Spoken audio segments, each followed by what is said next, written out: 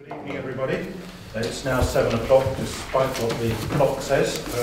Apparently it resets itself at midnight, but hopefully we'll be gone long before that. Welcome to the Woking Borough Council Planning Committee, the 4th of February. Before we start, I'd just like to go through a few procedural matters. We use a public address system, so hopefully you can all hear me satisfactorily at the back. You people nodding. Please ensure your mobile phones are switched off or silent. There's no fire drills planned, so if the fire alarm goes off, just follow me. Tonight's proceedings, as with all significant council meetings, are filmed. You'll see from the camera position that it's the committee members who are filmed along with the council officers, and registered speakers what they say will normally be recorded, but if you specifically don't want what you say to be recorded, you should let me know. And I'm assuming that no one has any objection to that in the interest of transparency. The planning committee is made up of elected members, borough councillors. We're supported tonight by a variety of professional council officers. On my far right is Mary Severin, who's the council's principal solicitor, who's here to give us any legal advice and make sure that we don't stray into areas of doubt. Next to her is Tricia Harcourt, who is the Senior Democratic Services Officer, and she is clerk to this committee meeting. On my immediate right is Tim Holton, who's Vice Chairman of the committee. I'm Simon Weeks, I chair the committee. On my left is Claire Lawrence, who's Head of Development Management, and next to her is Chris Easton, who is the Service Manager for Highways Development Management, who advises all matters related to highways. And the planning officers sit over there will present the 3 separate applications that we have on tonight. They're all being handled by different planning officers. The planning committee is quasi-judicial. We have set formal procedures and conduct, and we'd ask you to cooperate with us in sticking to that. The planning officer will present the application. Then I will call in turn those speakers who have pre-registered to speak.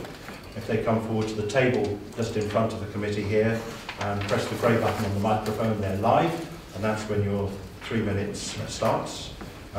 As always, members of the committee are interested in the quality of what you say rather than the quantity, so please don't feel obliged to full 3 minutes. I must emphasise that only those that are pre-registered to speak may speak, and there's no other opportunities for interruptions or comments as we go through. That's taken place in the previous 8 weeks of consultation on these applications.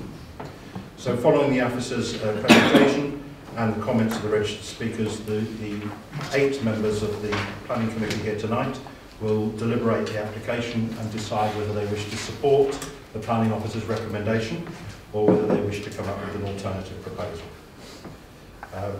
So straight on to the agenda. Firstly, minutes. All members have had a copy of the minutes. Does anybody have any corrections they wish to make? As you know, there was no meeting in January, so this relates back to the meeting in December. I see no one indicating. In that case, I shall sign these as a true record.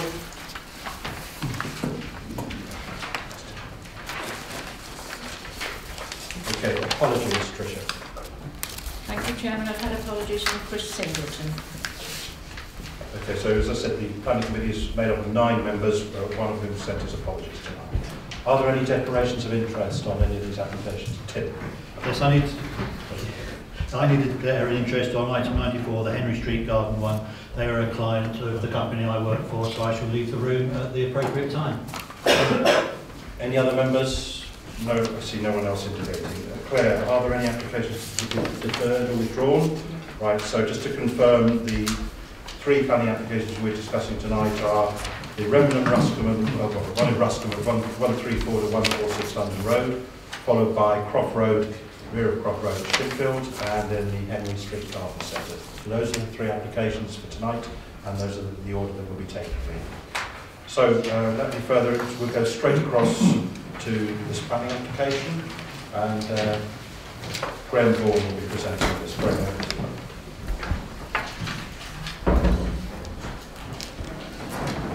So the site consists of a parcel of land in settlement at the edge of Ruscombe on London Road.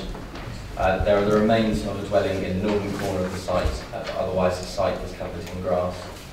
A Along London Road is a line of conifers and hedgerows exist along most of the boundaries.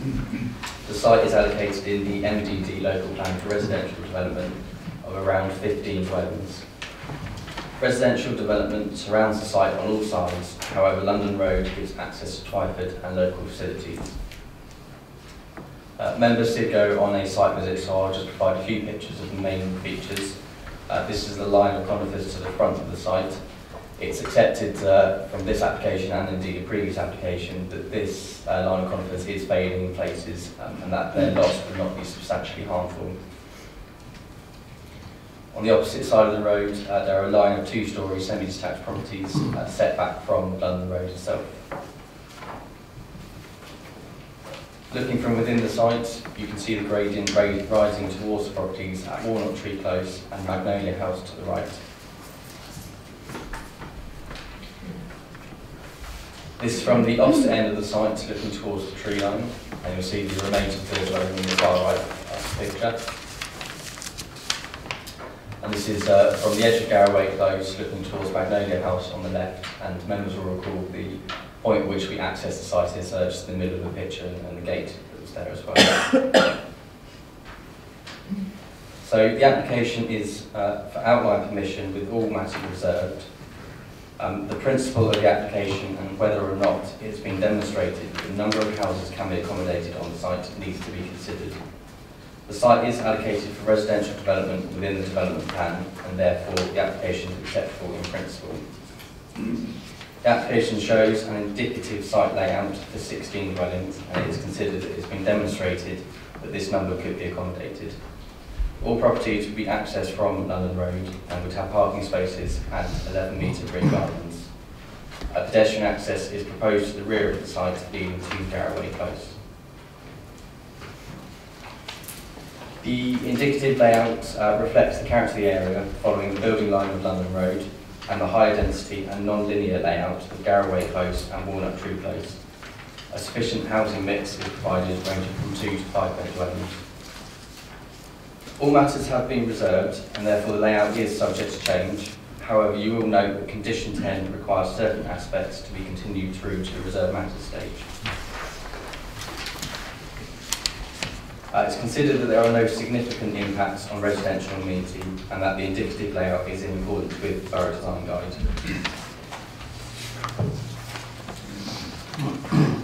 In terms of biodiversity, there has been a concern raised regarding reptiles. As such, the recommendation is in part subject to a reptile survey being carried out. If reptiles were to be found, then either on-site mitigation or translocation would need to occur. If this can't occur, then the recommendation includes delegated authority to the head of development management to refuse the application. There are a few things in the members' update to go through. Firstly, an additional condition regarding working hours for construction. An alteration to condition 10, which states that parking will need to comply with the parking standards through any reserved matters application. A slight amendment to the recommendation in parts C and E to include to the satisfaction of the local planning authority. For information, the Section 106 agreement is currently being drafted through our legal department. Affordable housing would be required at a rate of 40%, and this equates to 6.4 units. It's envisaged that 6 units would be provided as affordable housing. The additional 0.4 would be through a commuted sum. However, this will be finalised through the 106 agreement. Members raised some concern about the footpath leading to the rear of the site. The applicant stated that the footpath gives permeability through the site and it allows people to walk through to London Road and indeed some of the bus stops that are there. You also asked about crime prevention, and I did have a chat with the crime prevention officer who said that the general principles state that closed cul-de-sacs are better in terms of safety than cul-de-sacs with pedestrian accesses through them. I would say though there are no objections to the footpath from a highway perspective. Access is a reserved matter and therefore the location of the footpath does not have to be agreed, and indeed in approving this current site layout does not mean that a footpath would have to be implemented. Members could potentially place an informative on an approval stating that a footpath should not be included at a reserved matter stage.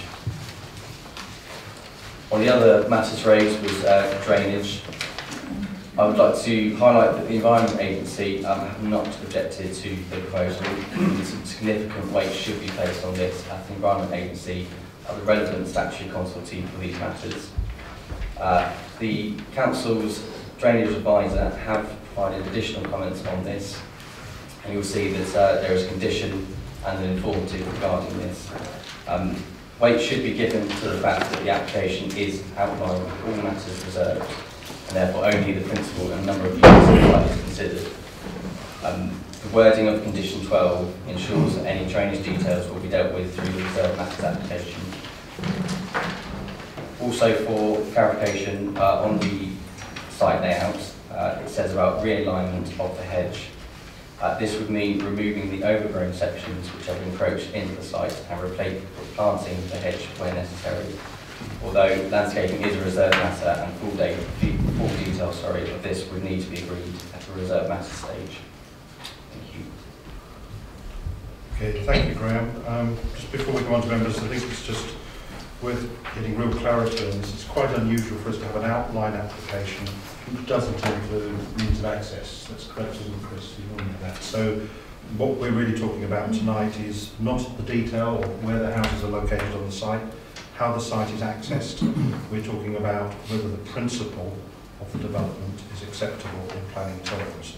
At a later date, if it is approved, at a later date, the applicant will have to return with reserved matters which are to cover all the detail, right down to the location of the properties, the height of the properties, the access, and all the other matters that are detailed in the report. Just thought it's important we clarify that so that we can focus on the matter that is before us rather than matters that may come to this committee at a later date. So, I'm going to come straight to you, Bob, as local board member. Sorry, jumping ahead of myself. Could I ask Jeremy Hartman from Ruscombe Parish Council? Sorry, just jumping ahead there, please.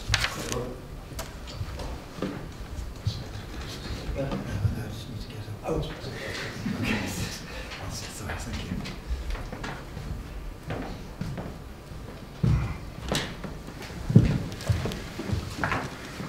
Good evening. If you just press the grey button and you'll be live to the world. Thank you, Mr. Chairman. Good evening. As you've just said, there is really no basis for objection, at least in principle, to the ultimate development of this site. And all matters are reserved, so one could almost say there's nothing more to be said. However, it does come with an indicative layout. And we believe that unless challenged, this indicative layout has a habit of popping up again with little or no change at the stage of full planning application. And therefore, I would like to spend just a minute or so outlining the main concerns that we in Ruscombe Parish Council have about this layout. There are 5. First of all, access on the London Road. This is a very busy road. Last November, we monitored traffic flow outside the site for 7 days. And we recorded 25,600 vehicle movements across past the site in those 7 days. 16,600 of which were going towards the village, i.e. are directly against the access coming out of that site.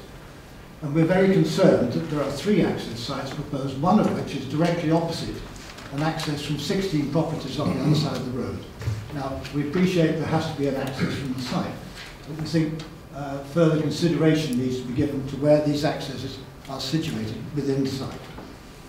The second one is the Garraway Close access, and again, the Chairman and the Planning Officer have already made reference to the fact that although a footpath is shown today, it doesn't necessarily mean to be there tomorrow. As far as we're concerned, this is a footpath going to nowhere from nowhere. It achieves no benefit either to the people of Garraway Close, because there are no bus stops on the London Road anywhere near this site, nor does it give any benefit to the people in the development going through Garraway Close. And if one was cynical enough, one would say the only people to benefit from this might be criminals with an intent which we wouldn't want to encourage. And that leads us on to our third concern, which is this small amenity area now in the corner. If the pathway were closed, that amenity area would be a little safer. But we have to go on to say that we're not really happy with the amenity area, open space amenity area being on the edge of the development. It really should be in the centre so that everybody can benefit from it. So again, we don't like the pathway and we don't like the situation of that open amenity facility. Our fourth objection, our fourth concern is the affordable housing, and again, reference has been made that this is a reserved matter, but there is no indication on there where 6 affordable housings would be stated. We can have a guess, but it's not indicated. And therefore we think we can't just forget the affordable housing. They're not indicated on there, they should be indicated. And what we would not want to see is the developing allowed the opportunity to, through contribution, not to have to put the affordable housing within the site. So that's again another concern where they're going to go. And the fifth and final concern is boundaries and overlooking. And again, the planning officer has made reference to the boundaries, some of which would need to be replaced. To us, that is a major concern, and particularly related to those living in Walnut Tree Close. And now Mr. Davis has asked to speak on behalf of Walnut Tree Close, so I propose to say nothing further on that. Thank you very much. And could I invite Neil Davis then, who's going to speak on behalf of residents in Walnut Tree.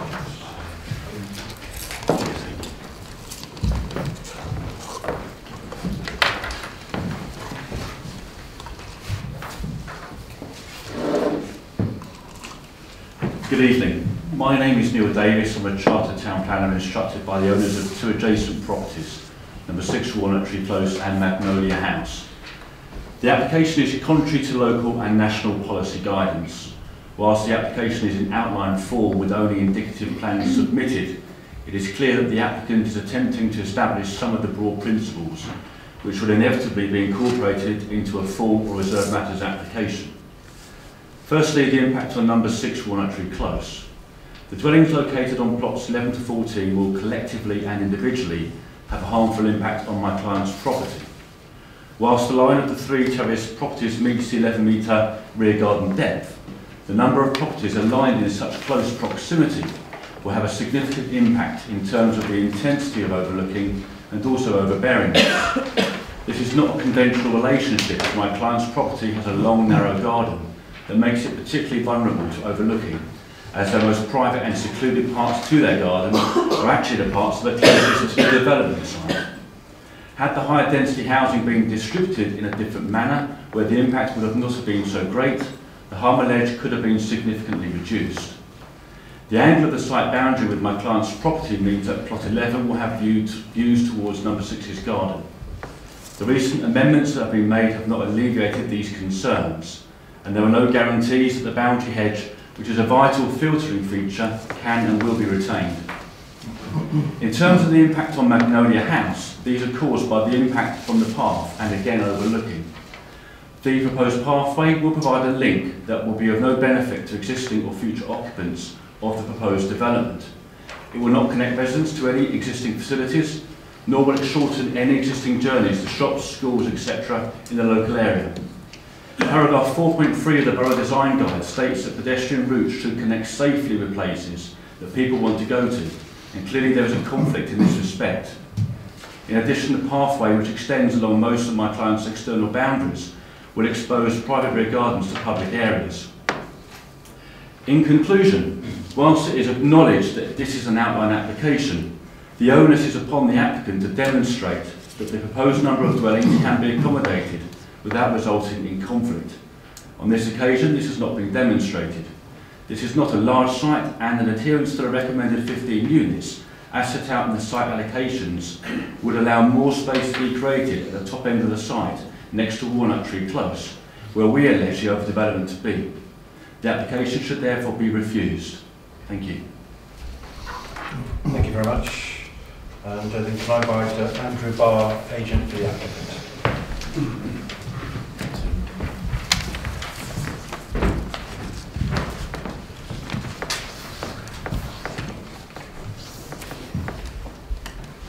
Chairman and members of the Planning Committee, thank you for the opportunity to address you briefly in support of the application before you.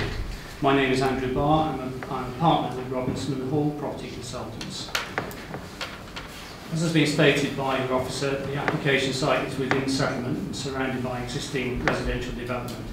It is an allocated site for housing, and accords with the policies in the Managing Development Delivering Local Plan. As such, development of the site for residential purposes is acceptable. The site is in a sustainable location and will provide a mix of market and affordable housing, which again is considered appropriate by officers.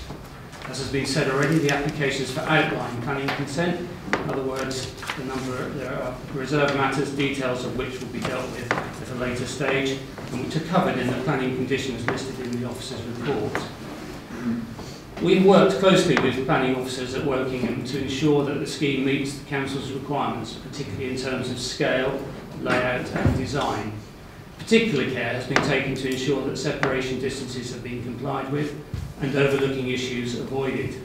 In this regard, council officers have confirmed that they consider that the location and orientation of the proposed dwellings enable the erection of 16 houses on the site with no unacceptable impact on the privacy of neighbouring properties.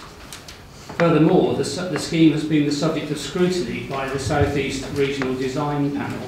The design panel was satisfied with the number of dwellings proposed on the site, but suggested several changes to the access, design and layout, which have been incorporated into the scheme you see before you. Council officers also concluded that the density of the site is appropriate and respected the Ruscombe Village Design Statement by reflecting the differing densities of existing residential development within the immediate area. The existing boundaries and vegetation would be retained wherever possible, and one notable benefit of the scheme has already been referred to is that the line of conifers fronting London Road will be removed and replaced with more sensitive hedge and tree planting, which will be a significant improvement to the residential amenity of the area. We note the concerns raised by Ruscombe Parish Council. However, we do believe that these have been addressed in the officer's report to committee and in the members' update. We're pleased to note the positive and supportive officer's report, and we would respectfully invite committee members to follow the advice of their officers in recommending that planning permission is granted, subject to the conditions outlined in the report. Thank you. Thank you very much. Right, now we come on to members and turn to Bob Pitts as local ward member. I'd like you to speak first, Bob. Yes, thank you, Simon. How long have we got? Well, I would encourage you, Bob, to concentrate on the fact that it is an outline application. With the okay, your point is well made. Just a few points I want to make. It's been mentioned about the flooding and Environment Agency are happy with it. People in London Road from 1 through 2 down, if they get flooded again this year, my life's going to be hell. It was bad enough last year. They were nearly flooded in their houses. It was getting deeper and deeper. So we need to make sure that the flooding issue is adequately addressed. Because I'll give fair warning, if it's not adequately addressed, I will not support it at reserved matter stage. 5 and 6 Walnut Tree Close. Yes, I know it meets the design guides and the requirements, but I would encourage people when they're looking at doing the site layout properly to respect the residents of 5 and 6 Walnut Tree Close and take account of their concerns, and if possible shift things a bit further away so it's not encroaching too much on visibility. It's been mentioned that Garraway Close is representative. Is it? Heck. It was a site that was one on appeal. It was fought by the council and by the residents of the area and the parish council. It was one on appeal. It is not representative of Ruscombe. So I object to that being quoted as a representative of the character of the area. The footpath, I wish to support the statements that Jeremy made. It goes nowhere from nowhere. The members' update says that it's helpful for bus stops. Well, it's quicker to walk over the site down to London Road and walk along to get the bus. Going to Garraway Close is not going to help, and people in Garraway Close will not walk down to London Road through that. It's totally unnecessary. Existing boundaries and hedges.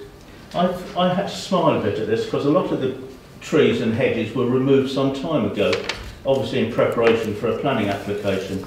So I'm a little suspect about what's going to happen there. Having said all that, as it is currently in outline permission, I can't really not support it because we haven't anything to go on it, apart from the principle of development. And the accesses have to be in London Road. I will not support anything that comes out in Northbury Lane.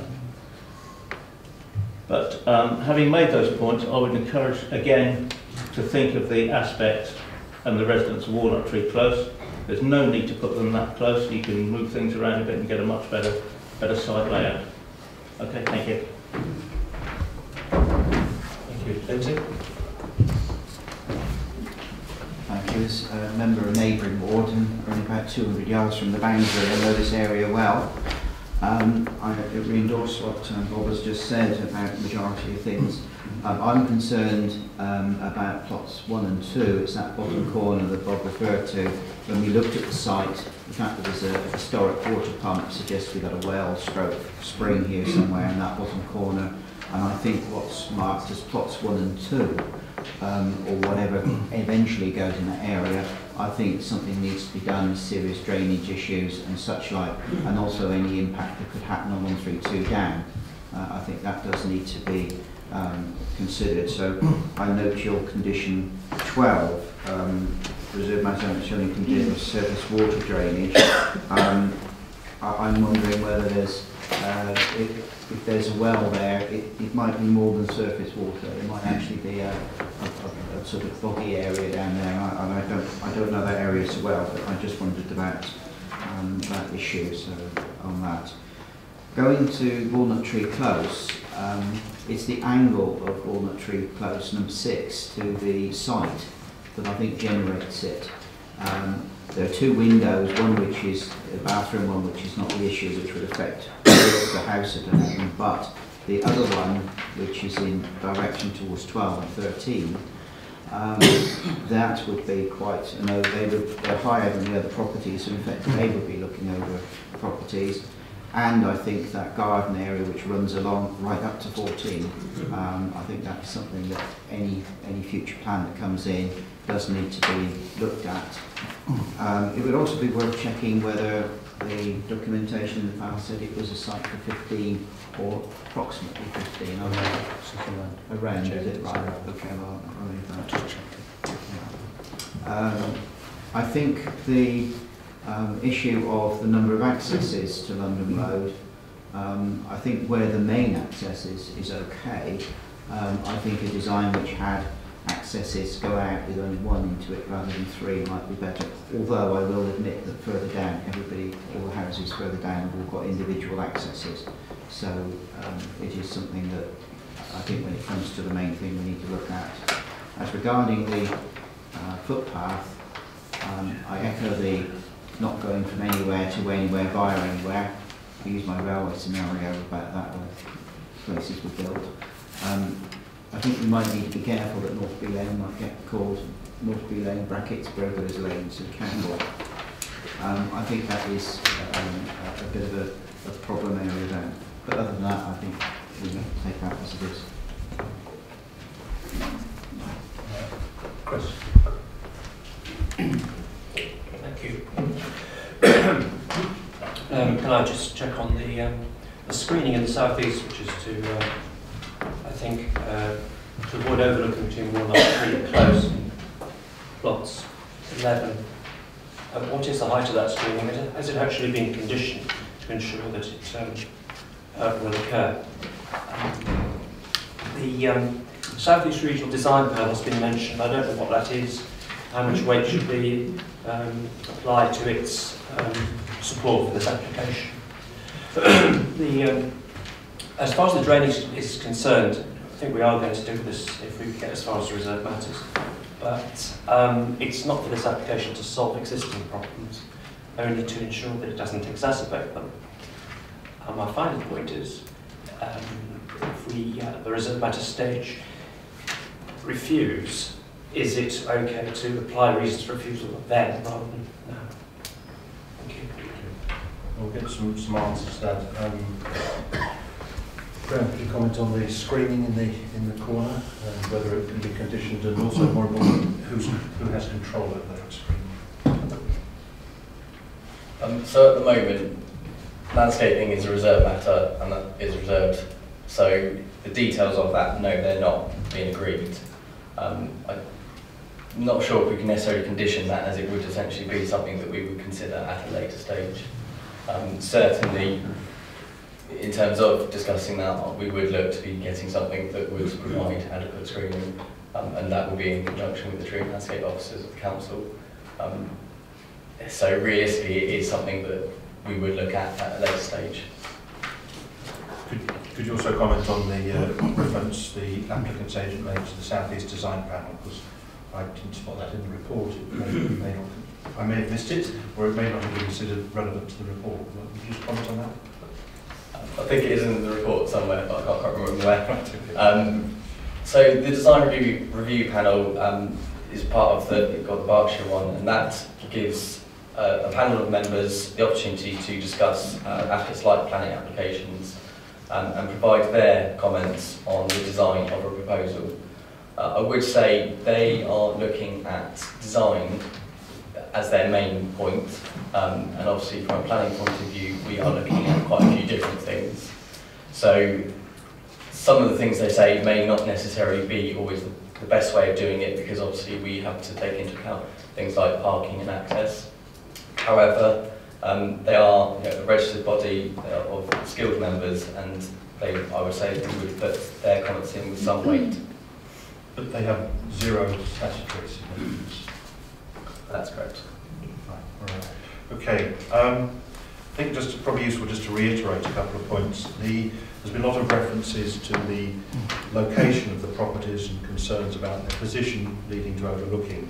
I must reiterate that all this outline has done is demonstrate that the applicant can accommodate 16 properties. It does not mean that's where within the site the 16 will be. They're saying this is one way of doing it. Reserve matters, hopefully the applicant and their agent will have taken on board some of the comments they've heard from today, some of the comments they've heard from Ruscombe Parish Council and local residents. And when the reserve matters comes in, I would like to expect that that will be reflected in the reserve matters application. In terms of adding some weight, a particular area of concern does appear to be this footway into Walnut Tree Close. And whilst we're not being asked to consider or approve a footway, I'm minded to see whether members would support, should we be prepared to approve this outline application tonight, that we add an informative to that, requesting that this does not appear in the reserve matters submission. Now clearly they're perfectly free to ignore that, but we've made our position quite clear, and it will be giving them clear guidance for anything that came forward. Okay.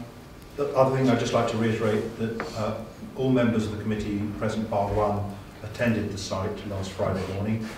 We viewed it from, well, we couldn't really see the site through the conifers, but we also viewed it from the far side of the road, and we then also viewed it, we walked in from the Walnut Tree Close end and had a look around the site itself.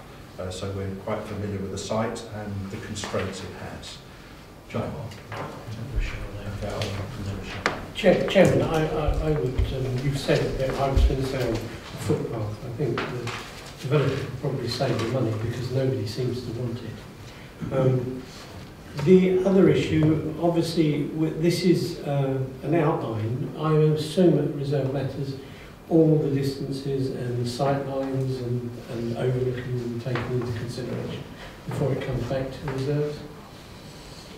It has to, because as you know, as a committee we're getting ourselves quite a reputation for not tolerating discrepancies in internal space or external space standards, and appropriate distances have to be in accordance with the borough design code.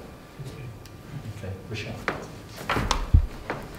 I don't particularly see any groundwater studies around plot 1 where the well is supposedly, or see what's going on there, to see how that would affect drainage as well.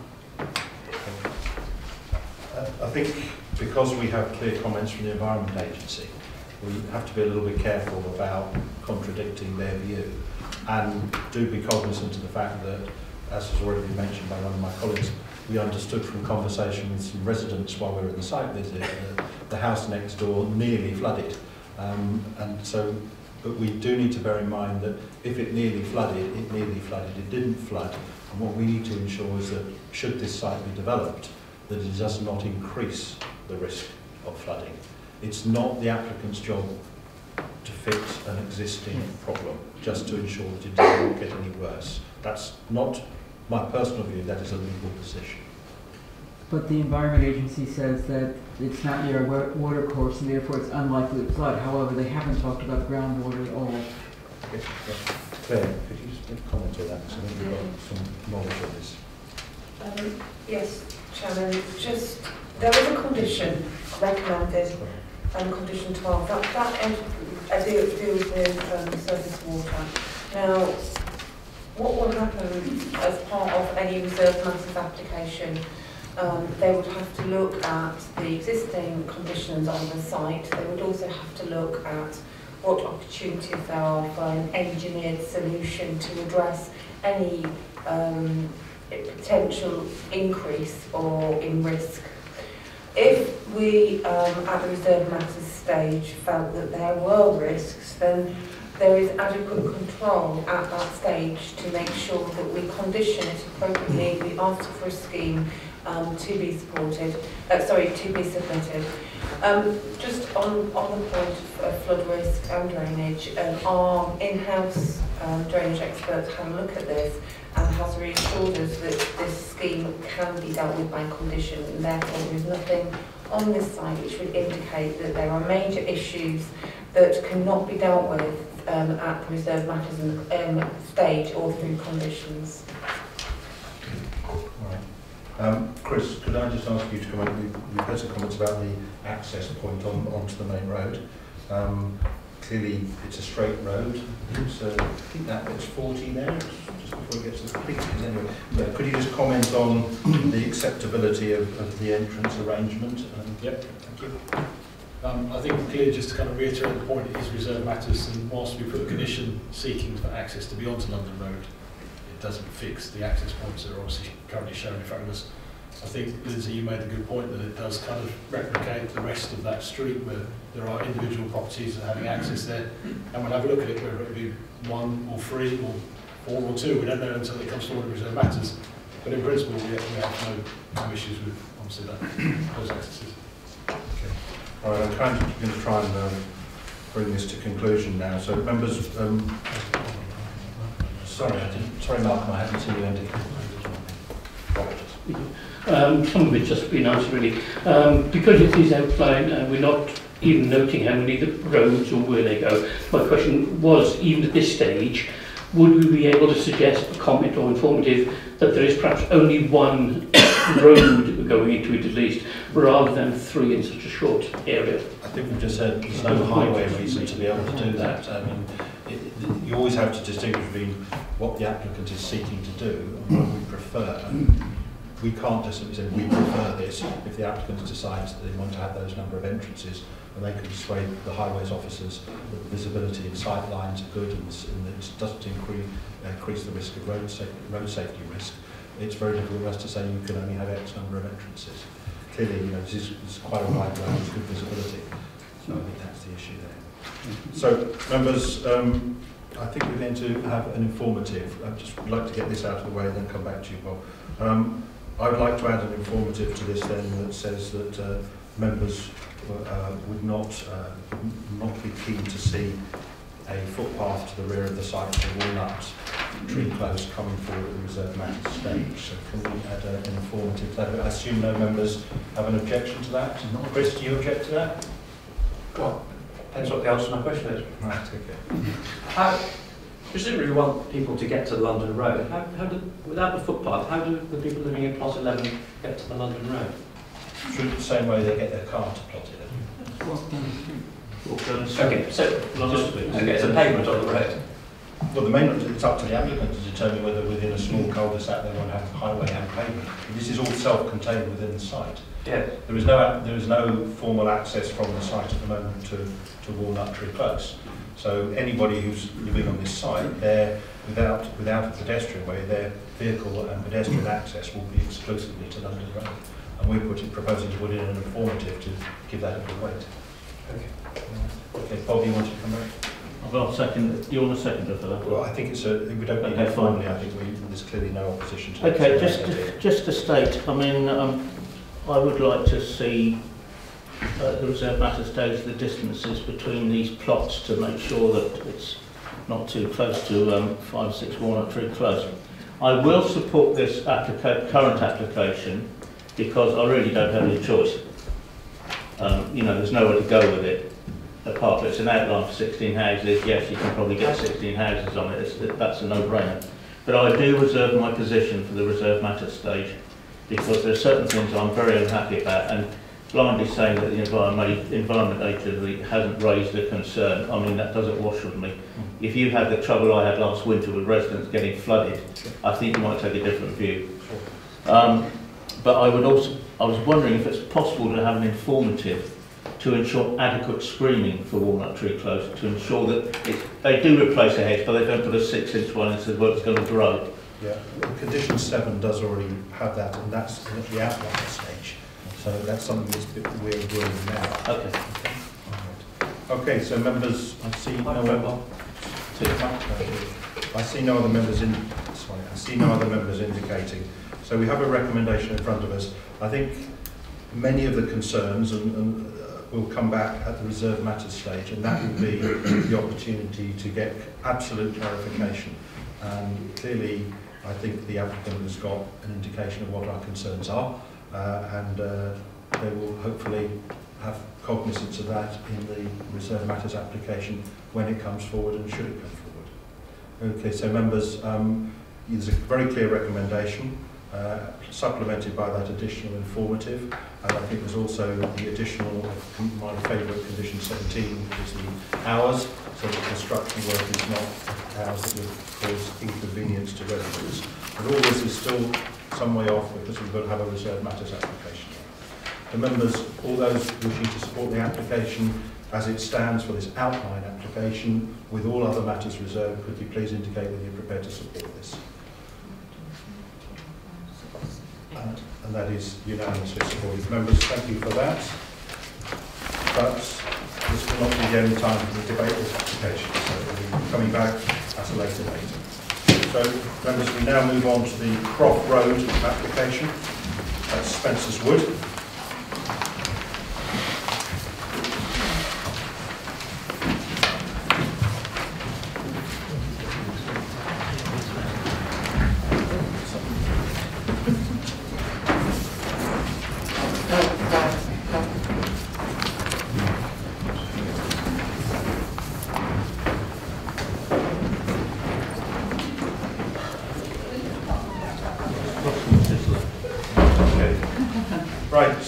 So, as I say, this is a full application for 9 detached dwellings. And just again confirm that members of the planning committee attended a site visit there on exceptionally cold last Friday morning, to look at the site and review the site, obviously not only from the road, but we walked further down the road to the area where the public open space is, and familiarise ourselves with the, if you like, the character of the area and the style and the size of the properties. So, this application is being presented tonight by Alex. Alex, over to you. Thank you, Mr. Chairman. Good evening all. Right, so the proposal is a full planning application for the proposed 9 dwellings on the lands north of Lockcrows. It includes associated parking, access and landscaping. The 35% affordable housing contribution will be commuted off-site. To put the site in a bit of context, this is an allocated site in the south of M4 SDL, strategic development location. As you can see, the site is located in the southwest of the SDL, adjacent to Spencer's Wood. Again, to put a bit more context, this is the indicative master plan for the Spencer Woods application, the outline application. The site is outlined in red. It's a small site within the development and it's located off Road. The spatial framework plan identifies this location for development. In this case, the site outlined in red is currently used as open paddock fields with some fly tipping occurring to the southeast of the site. The site is covered by its bordering hedgerows. Okay, the key issues. The key planning issues are building height and residential amenity, in particular the character of proposed dwellings, density of development and impact on highways. So, starting with the building height of the properties and the impact of the proposal on residential amenity, some background information is needed. The original submission and layout that was sent out, this was the original submission and layout that was sent out for consultation. From reading responses from local residents and councillors, there were some objections to a few features. In particular, the buildings proposed represented a 2.5-storey dwelling with habitable space in the loft. There were rear dormers that faced into the residential rear gardens. In particular, I don't know if you can see the mouse in there, in particular plot 2 and 3, which are in the top left-hand corner. Additionally, there was a concern raised over the amount of parking. Another concern was the positioning and design of plot 1. The property, this is the property that is adjacent to the Oaks, which is the neighbouring bungalow in the bottom left-hand corner. Okay. The applicant has worked with the council to provide amended plans to address some of these. This is the amended submission and layout. Now, plots 2, 3, 4, 5 and 8 are all altered from the larger 2.5-storey house to a more traditional 2-storey dwelling with no habitable space in the loft and no rear dormer windows. Equally, the height of these dwellings were reduced in order for the proposal to be more in keeping with the surrounding dwellings to reduce and to also reduce any potential impact on these neighbouring resident properties. The parking has been amended to a level above our standards, but I'll come on to this a bit later. With regards to concern at the Oaks, the neighbouring bungalow in the bottom left-hand corner, the dwelling which was proposed to be adjacent to that has been altered. It's now lower in height and it's further away from the neighbouring boundary. Equally, the side dormer has been removed and the dwelling is set back from the building line.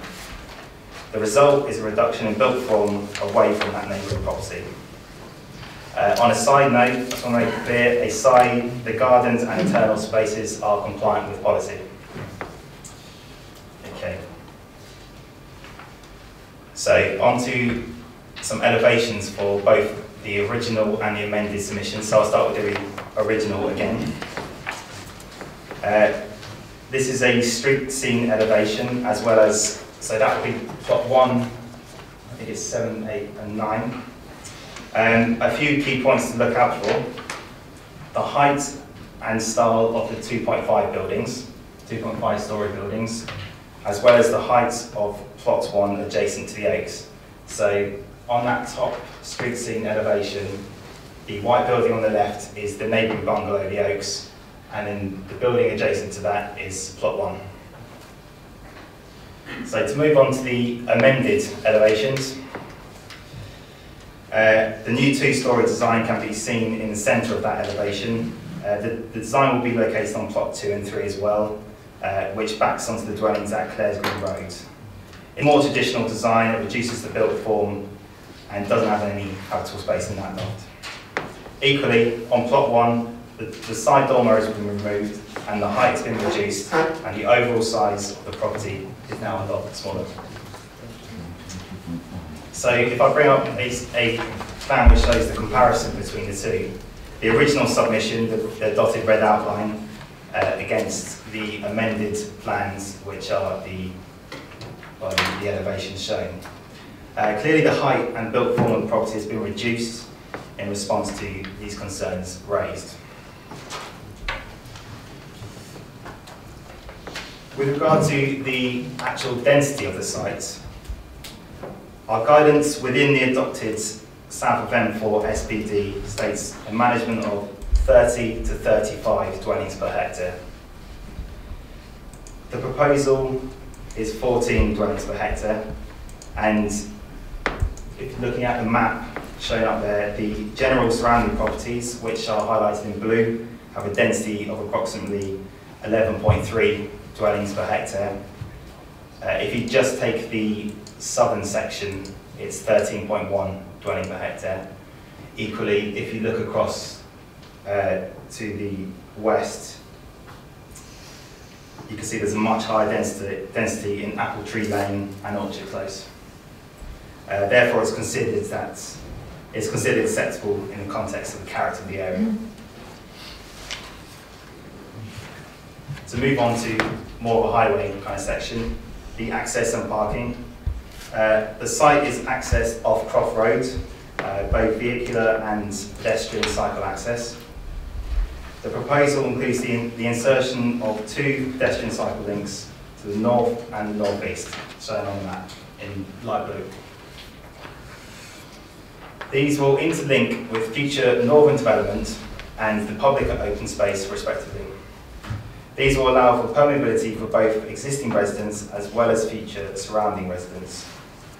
This will promote pedestrian access through the site to the public open space located to the east, and will discourage car use of local residents and future residents trying to get to this open space. Each dwelling has 2 parking spaces as well as a garage, so that's 2.5 spaces and 3 spaces in some cases, as well as 6 visitor spaces. This is well above Woking Borough Council's parking standards. On the final subject of the highways section, there will be some off-site works. There are 2 off-site works improvements taking place. One at the junction of Clares Green Road and Croft Road, as seen here. I'm not sure how clear it is. And one, sorry, that's the Clares Green Road and Croft Road junction. And one adjacent to the proposed site entrance. So again, a map to share and adjacent to the entrance. Both include amendments to the highway that include block paved areas to identify the entry into a shared surface area. To conclude, the application is recommended for approval subject to the conditions and completion of the legal agreement. Or it's recommended that the committee authorise the head of development management to refuse planning permission in the event of a Section 106 agreement not being completed by the 31st of March 2015. So, to move on to the members' update, there's just a few things to pick up.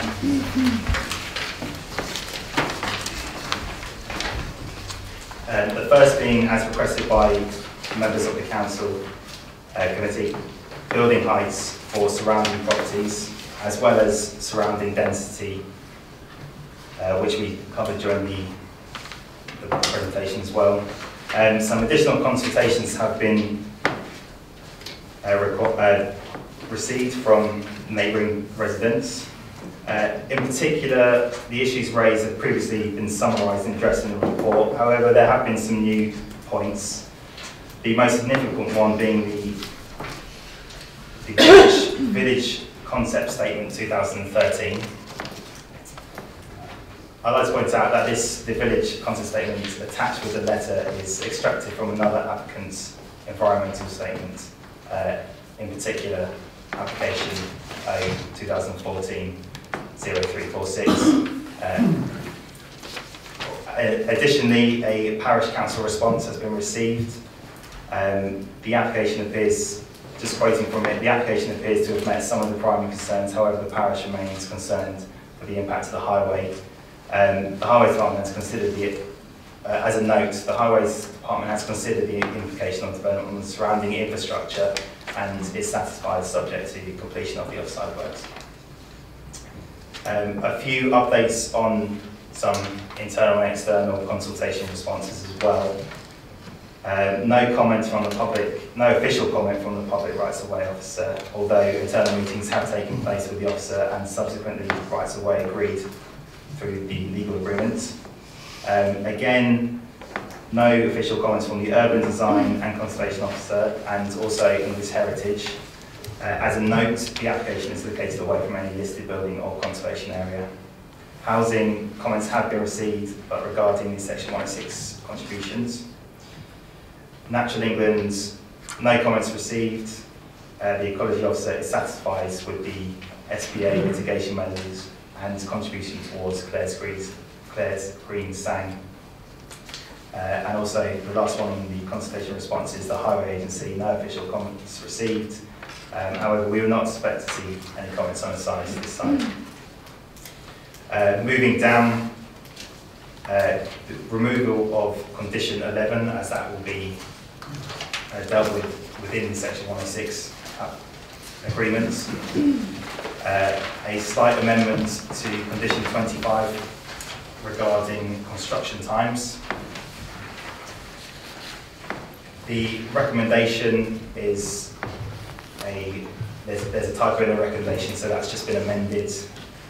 With regard to the Section 106 contributions, a list of contributions has been provided, and the applicant has agreed in principle to pay these contributions, the 28,000 minimum per dwelling. Again, the affordable and specialist housing section and conclusion both in claim had typos in, and they have been amended. Thank you. Alex, just one point to bear in mind, obviously with the removal of the superfluous condition, condition 11, all the subsequent conditions will need to be remembered beyond that. Yes, of course. Yeah. Okay. Right, we have 3 people to speak. Firstly, could I invite Gordon Searle, who's representing himself and other local residents. Good evening. When you're ready, press the grey button, and I'll put you in touch on this. Thank you.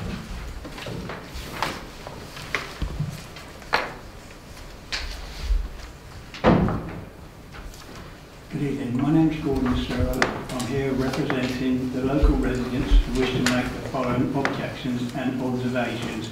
The major issue is still height and density of the buildings.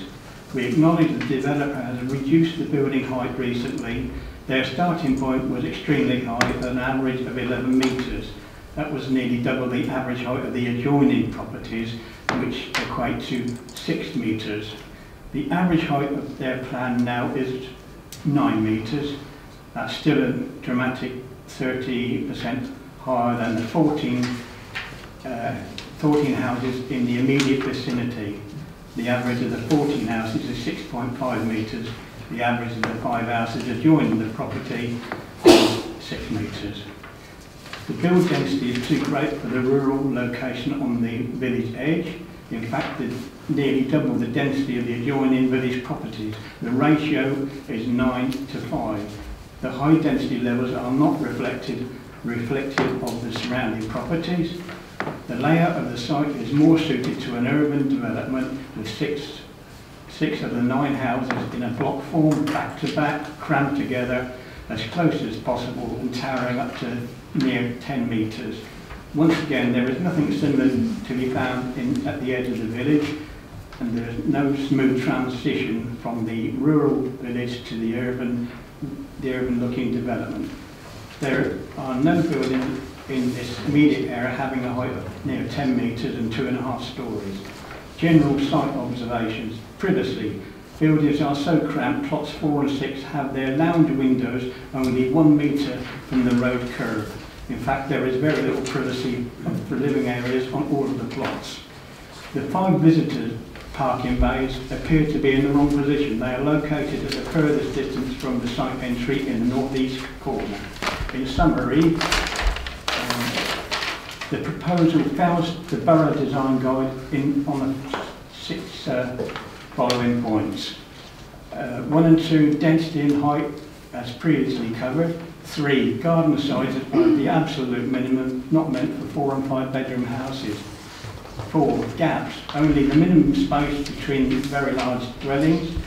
5, no privacy for the living areas to the access roads.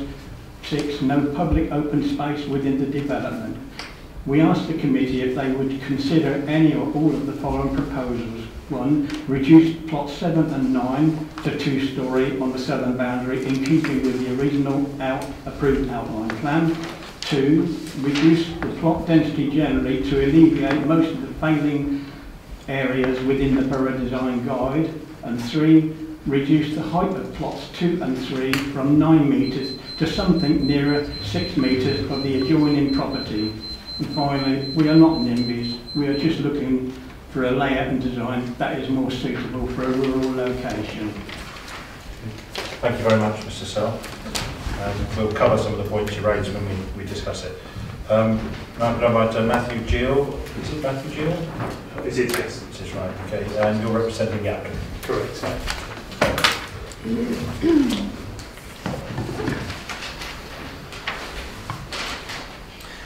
Good evening all.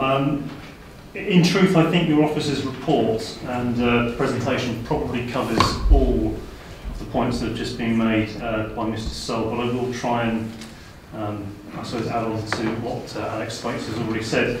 Regarding the height of the dwellings, we have reduced them significantly. I don't know where Mr. Sell's got his sort of measurements from. I suspect it's from a select number of properties that are perhaps lower than the general character of the area. There are a large number of 2-storey and 2.5-storey properties, both on Croft Road and on Clares Green Road. They range in height from sort of 8 metres all the way up to 9 metres. Our proposals similarly are approximately 9 metres to the highest point of the ridge for the majority of the properties. Yes, there are 3 that are slightly higher, but given the distance those are from the existing properties, quite honestly I don't think that will be perceivable to sort of the naked eye from ground level.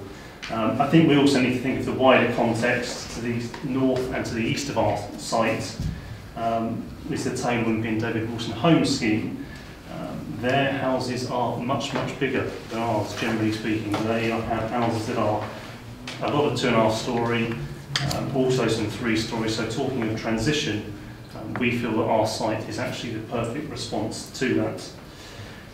On the density, again, my own view is I think the density is more than acceptable. 14 dwellings per hectare is what our site is. That is incredibly low for a modern development. And it is almost identical to the existing sort of density of surrounding properties. Visitor parking, again, I suppose it's a subjective view. I would say the parking is located in a perfectly fine location. It's in excess of the council's standard. Garden sizes, they all meet the council's standard. Yes, they are only 11 to sort of 12 metres long, the majority of them, but they are also quite wide. So the actual square meterage per unit is actually quite generous. Gaps between dwellings, it is what it is. It meets the council's standard. What I think I do need to clear up is that there does seem general confusion from some of the members of the public that this site already has outline consent or was included as part of the much bigger Taylor Wimpey David Wilson home scheme. That's not the case. It was included as future development, but not actually part of the red line. So any indication of height that was given on that application did not involve us. It was completely separate. So, as I say, overall there's not an awful lot we can add to the officer's report and what's already been said, other than to request that members go with their officer's recommendation and approve the application. Thank you very much. And now can I invite Councillor Anthony Pollock, local ward member, to speak. Good evening. Thank you.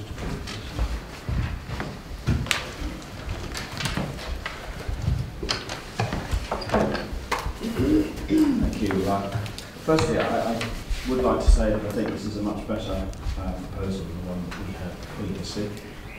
Particularly appreciate the screen as you can see on page 60, the section BB, I think gives a focus screen from Croft Road. Like the residents, a bit concerned about some of the heights. I think the heights from, if you look on page 59, from sort of 90 down to 95, I think you've got between 6 and 7 metres, and the oaks is under 5, and then the sort of plots 2 and 3 are getting on towards 9. So I think there is, in the immediate vicinity of this, the edge of this site, an issue about height. The other piece, I think, that this application could be improved by is something around sort of the screening between the properties 1, 2 and 3 and sort of 93 to 90. If there was something that could be done to ensure that the boundary is suitably screened, I think that would be helpful. I disagree with the applicant's comment about the visitor parking to the wonderful place. I do think it is a bit tucked away. That may be, it has to be there because there's nowhere else. I welcome the additional car parking space because we've had a lot of issues around not having enough car parking, as everybody knows. I think in the notes, obviously 14 as a density is a lot better than 35. We would like less density, but I do think the issues, as has been outlined, are around the height, particularly of plots 2 and 3, because they do have an impact on plots 90, 92, and 93, 91, and 89. It will be on Les Green Road. So those are my comments, but particularly related to plots 2 and 3 and the screening between the back gardens and the street. If you can do something to improve that, I'd appreciate it.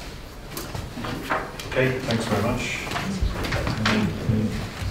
Before we come on to members speaking, I'll just try and clarify and summarise a few issues. I think members we're all very familiar with the strategic development locations, and I think by the standards of the strategic development locations, this is the smallest application we've seen, 9, often we're dealing with hundreds.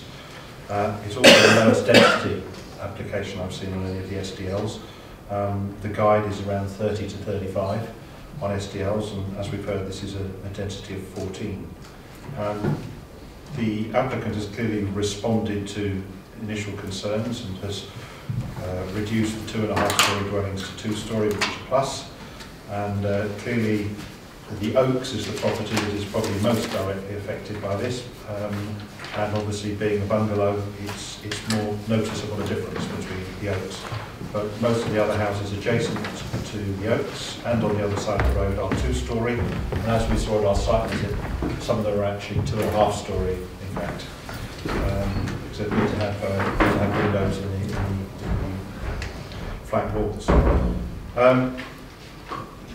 I think the parking, Mr. Searle made a number of points about the application meeting just the minimum. Sadly, that is all we can require people to do. If we have a minimum distance, land is valuable and applicants try and maximise the most of it, and therefore they tend not to put in houses with massive gardens. They put them in with the absolute minimum garden that they can get away with. Same goes with parking, but we are actually exceeding all of those. I think now I'll just invite members to add. We also had reference to the fact there's no public open space on site, but my understanding is immediately to the east of the site, in an area that currently we saw was used for fly tipping, so it's clearly going to be an enhancement to that. The other thing was, as I say, the parking is considerably beyond our standard, and I think the current nature of the road, as we saw on the site, is not one that would encourage parking in the road due to the narrowness and the fact it's one way.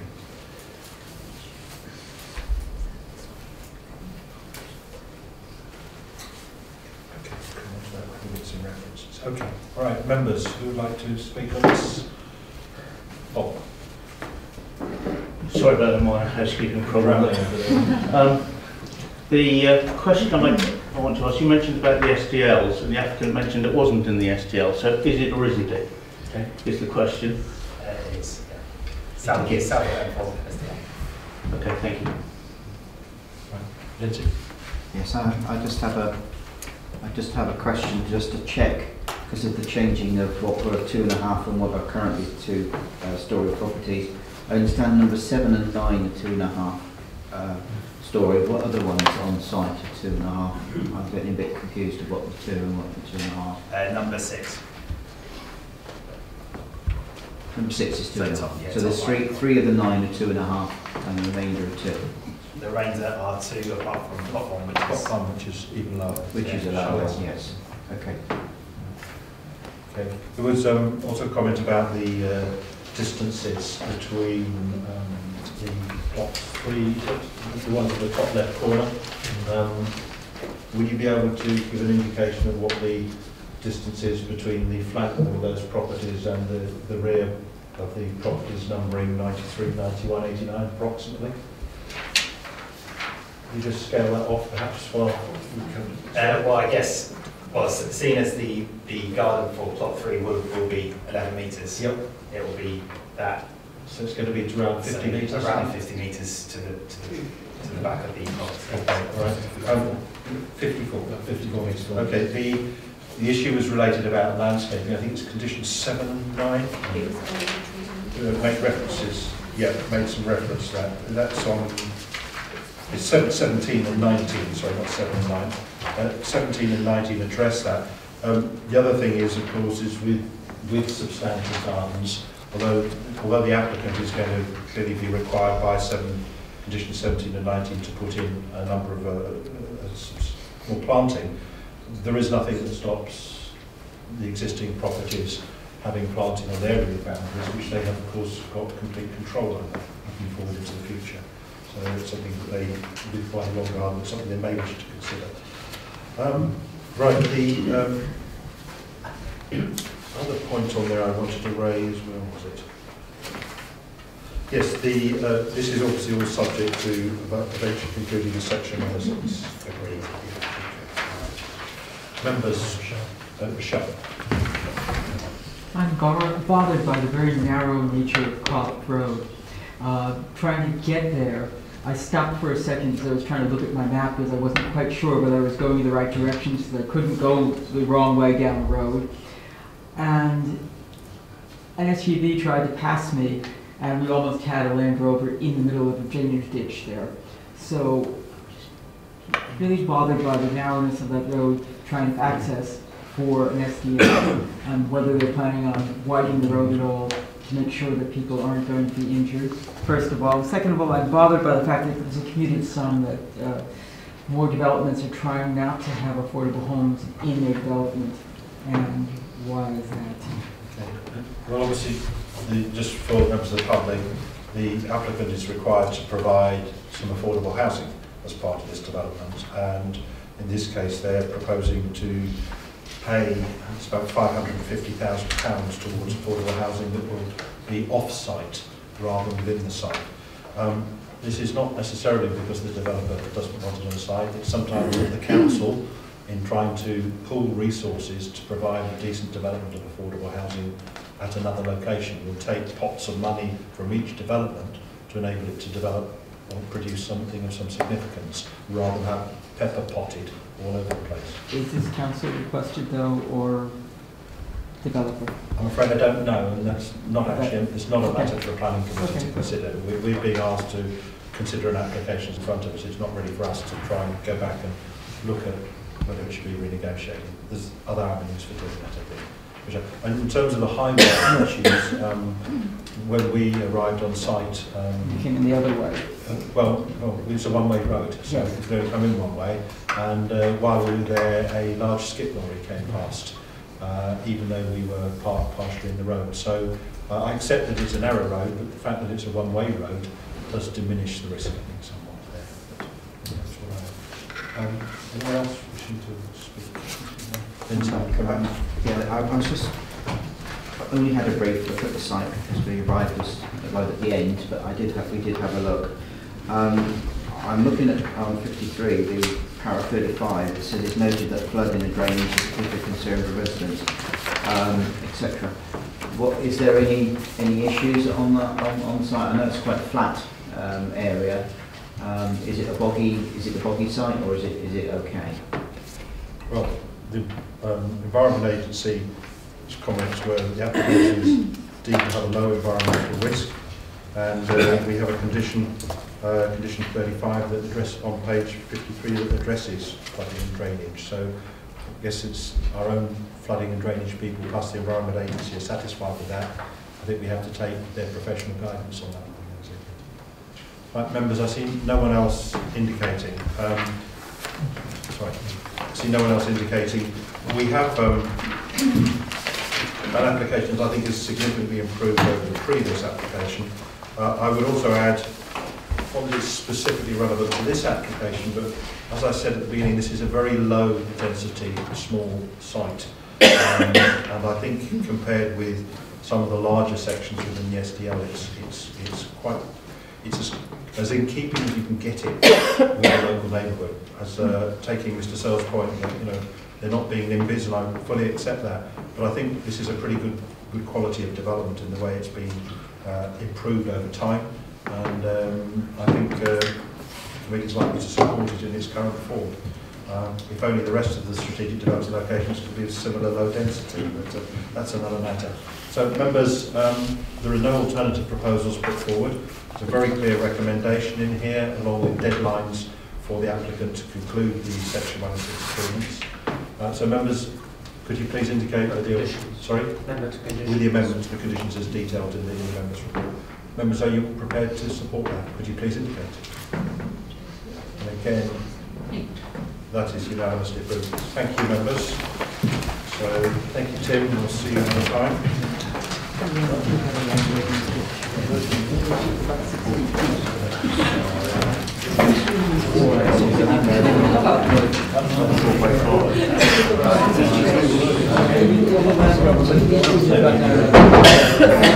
We went round in a few circles. I went round in a circle and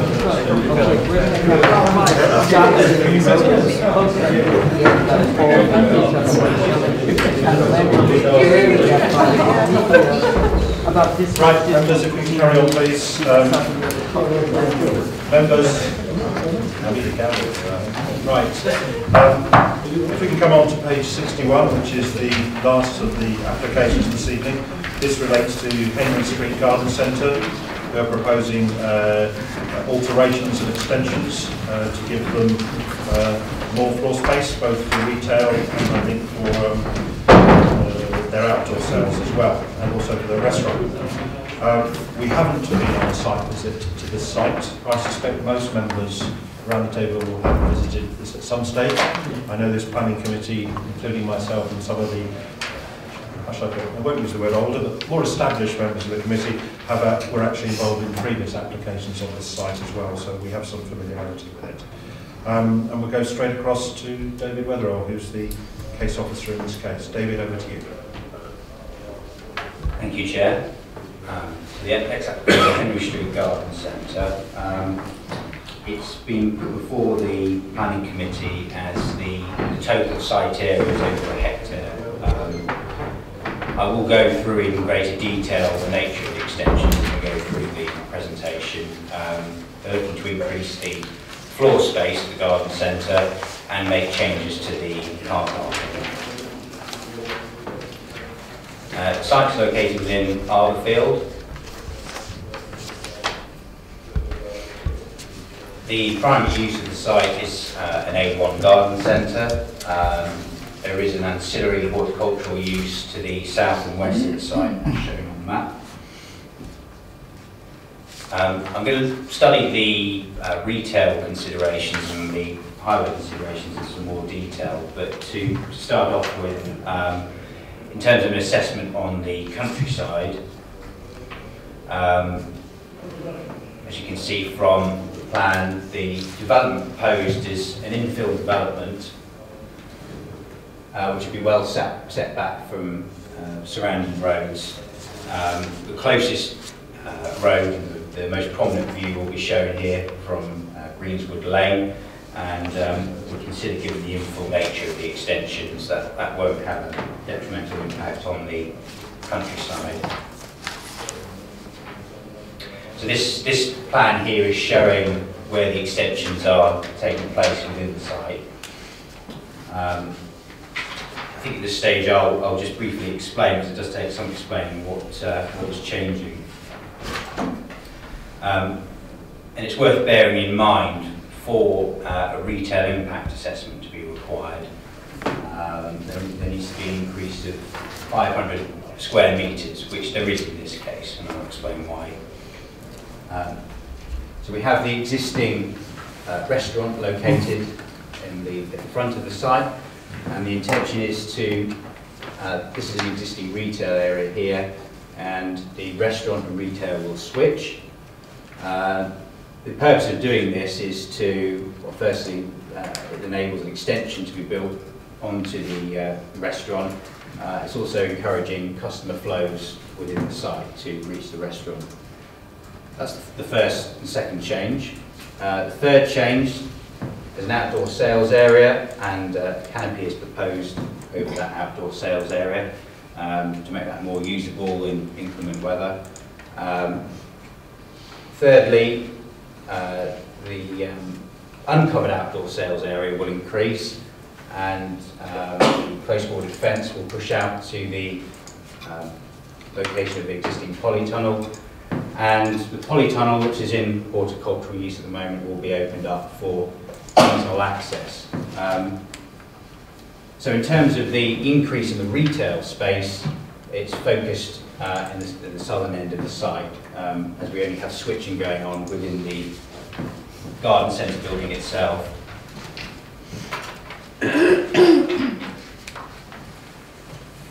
What I've done is in the members update, I've included information about the existing floor space, just so we can keep in perspective the increases in comparison to the existing floor space. So at the moment there is roughly 7,500 square metres of floor space. Then we've got the increases below that. It's a 700 square metre increase in retail space. This is the polytunnel, which will be opened up for seasonal use. Again, it's a graphic representation of the change, so you can see the infill nature of the development proposed. And then the last change is in relation to the car park. So at the moment we've got an overspill car park for approximately 100 cars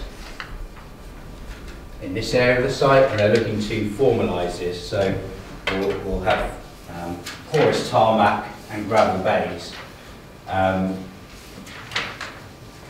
The other changes proposed with the car park, there's going to be 2 minibus spaces, motorcycle and cycle spaces towards the north of the site. What that means is, because they are formalising the car park, there will be a slight loss in car parking. Obviously we were keen to keep this reservoir in the southern corner of the site for drainage and ecology purposes. So there will be a loss in 14 spaces. We have actually provided a bit more information in the members update for members, but we don't consider that to be an issue, because there will be 260 spaces proposed as part of the development.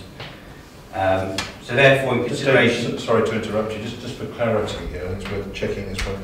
You say this is formalising an informal parking area. I would suggest that the informal parking area, I'm guessing here, the applicant may be able to, is probably not marked out. No. So therefore, I've always found that if you've got an open space for people to park in, they park very badly and inefficiently. And therefore, though you might be losing 14 spaces, the fact that the new area is going to be marked out, you'll probably quite possibly get more than 14 spaces gained, because people actually understand how the line, because someone put some white lines. People don't seem to have parking as there's lines on the road. So, okay, thanks. So I've just got a visual image of the existing southern section that will be formalised. We already have a more formal area to the front of the site, but it's replicating that throughout the site. And in consideration of all the issues, we have recommended the scheme for conditional approval. Thank you, Chair. Okay, well, we don't have a board member here to speak tonight, by the look of it, so we have got one person to speak, which of course is the applicant, Mr. Gould. Would you like to come and speak to us? So if you press the grey button, and we'll be live. Good evening, everybody. My name's Tim Gould. I'm a partner in the business that are on with my 3 brothers. It's a family business. We've been on the site, for those of you that might not know, we've been on the site for 30 years, but previously my family used to have a nursery over the other side of the M3, so the family history has been for about 100 years in nurseries. What we're looking to do is try and carry on that business. We've sort of had to adapt as the times have changed. We started off growers, we still do grow on the site, but the economics are changing. We're looking to do modest works. We've always tried to do sustainable works. We try and do works that we can cope with and afford rather than go for grand schemes. So we've sort of done development to try and do that. And again, this is sort of infilling existing spaces. From our point of view, the main aim of it is a site rejig within the site to, as times have changed, to improve customer flow, give us wider aisles. We have problems at peak times in that we're probably not trying to sell more range of products, but actually make it easier for people to buy products by having wider aisles and things like that. One of the other points that was mentioned with moving the coffee shop, it will mean that all deliveries come in via our service road. So we'll have, at the moment we have lorries having to deliver to the coffee shop via the main car park, which we don't find satisfactory, but we need to find, this is hopefully a solution to that problem, so all lorries will be away from public areas. Yeah, so you've got the service road just along here, and as opposed to actually going in the... And as I say, the scheme will hopefully keep everything in balance with itself. We are looking to provide extra employment as well going forwards. It's our joy. We have got members of staff who've been with us for over 25 years. We do try and retain our members of staff as well. And we've also worked with the council over several years trying to extend our business and keep it viable within a rural location, and we do appreciate that is where we are. Unfortunately, slightly in the nature of our business that we are in rural locations because of the sort of products we sell. I'm happy to take any other questions if you've got any, but I'll urge your support in this matter. Okay, just while there, Mr. Gould, how many staff do you employ and how many more do you think you will employ? At the moment, we employ approximately 80 members of staff, of which it's about 60% full-time or permanent staff, and then casual staff, weekend staff is about 20 weekend staff, casual staff. We're looking probably about another 5 full-time staff across the businesses. I mean, some of that will be in the coffee shop side or the restaurant side, and some of it will be in the garden centre side as well, and the retail side. Thank you very much. I'm obviously not a ward member, but I am a parish. You're the nearest. I'm the nearest. I'm also a parish. I am a parish councillor. It's interesting looking at this. I mean, I would just, a couple of comments I'd like to make. There's no objections from anybody. In fact, it's supported by the parish council. The other thing you need to take into consideration, any employment that we have in the Arborfield area is going to be extremely important. We are probably going to lose 400 to 500 jobs when the army camp disappears. And a lot of those people are non-skilled people. They're people that have worked in those sorts of service environments looking after the army camp. So this is really important. This is an important economic bit of Arborfield. So in light of the fact that the parish, and there's no objections, I would support this application. Okay, all right. Chris? Thank you, Mr. Chairman. Just trying to understand the retail impact assessment. Am I right in thinking this is applying to the non-horticultural goods that are being sold? And could you explain, I mean, I don't know how close the assessment came to saturation at the point where it would affect retailers in the borough, because we don't have those figures here. But why is it necessary to place this 51% limit, or rather 49% limit on the non-horticultural sales? Could it not be 55%? Or does it have to be ancillary? Thank you, Chris. So it's been important to look at this application in the context of previous consents that have been granted on the site. In terms of the existing fallback position, this garden centre at the moment has a restriction on it in terms of the nature of the goods. So 51% goods have to be related to gardening, and 49 are related to specify other classes of goods, such as pet products, aquatic products. So what we've done is we've obviously looked at that fallback position in terms of that restriction.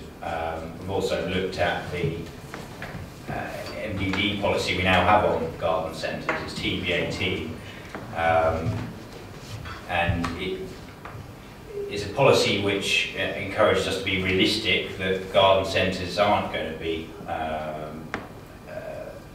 are not going to exclusively sell gardening products, and that to be viable, these non-gardening goods are necessary.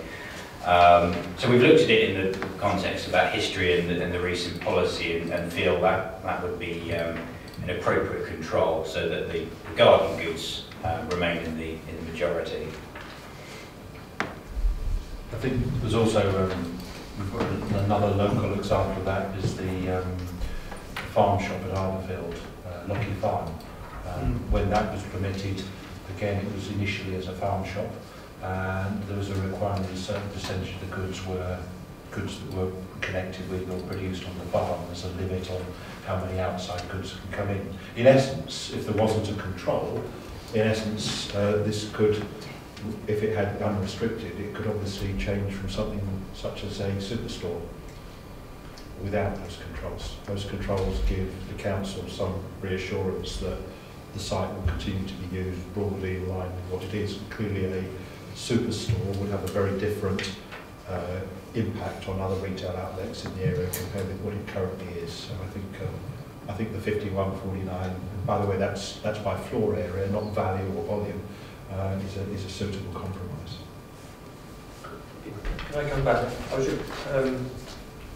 really trying to find out why it was 51%. I mean, I don't know whether the 49% limit is a problem for the applicant. I realise this is in the countryside, and we certainly don't want a superstore in the countryside. So I can see that why there's a limit. I'm trying to find out whether it's the right limit and whether we're empowered to ease that. I think to ease the limit if we wish. It's to do with it being ancillary, and as long as it's below half, it's ancillary. Okay, but if that's our policy, is it impacting on the applicant? I think the key thing really, Chairman, through you, is the key thing is that a garden centre is considered to be a type of use that you would normally find in a rural area. If it became predominantly retail, i.e. open Class A1 use, then it would not be something that would be supported in principle in a more rural area. So one of the key things that we need to do, what we recommend that members do, is to actually ensure that less than, or put it the other way around, more than half of the use of the site would be retained for a normal garden centre type use. Now, what we've also understand is that in order to ensure that the use is viable, because of the pressures that those types of nurseries and garden centres are under in terms of competition, that then we've recommended that 49% could be for other types of uses which are more open. And I think that's reasonable, because what that does is it ensures that you have a primary use of, i.e. 51. It can't be any more, because if it was 50-50, it would be a mixed use. It maintains the maximum amount that you can for primary use as a garden centre, and selling those types of traditional garden centre products. Just building on what Claire said, and I think, because you're asking why is it 51-49, I think it's to a great degree due to the precedent set by the 2006 application.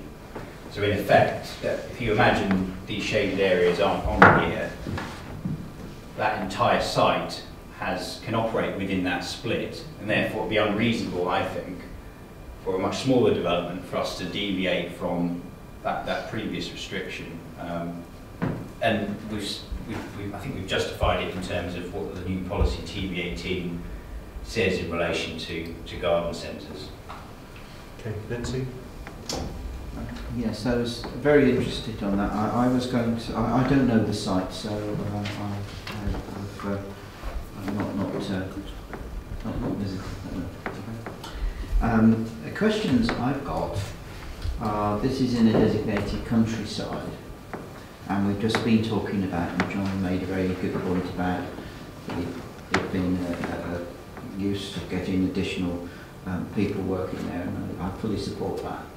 I'd like to understand what the rules are associated with this in the designated countryside, and it would also help me as to what the difference is between this in designated countryside and something in green belt. I think it's paragraph 27 of my report where I